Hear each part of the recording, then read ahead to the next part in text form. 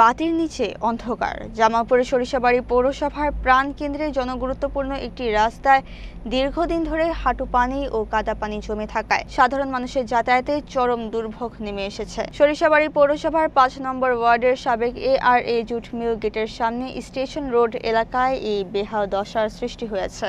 এই রাস্তাটি সরিষাবাড়ি রেলওয়ে স্টেশনে যাতায়াতের একমাত্র মাধ্যম হওয়ায় দিনরাত সবসময় পথচারী ও যাত্রীদের চরম ঝুঁকি নিয়ে চলাচল করতে হচ্ছে।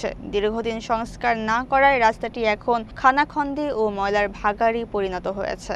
বিশেষ করে রাতে যানবাহন ও মালামাল পরিবহনে চরম সংকট দেখা দিচ্ছে। জনদুর্ভোগ লাঘবে দ্রুত রাস্তাটি সংস্কারের জোর দাবি জানিয়েছেন এলাকাবাসী ও সচেতন মহল। এ বিষয়ে পৌর প্রশাসক ও সহকারী কমিশনার লিজা রিসিলের দৃষ্টি আকর্ষণ করা হলে তিনি দ্রুত প্রয়োজনীয় ব্যবস্থা গ্রহণের আশ্বাস দিয়েছেন।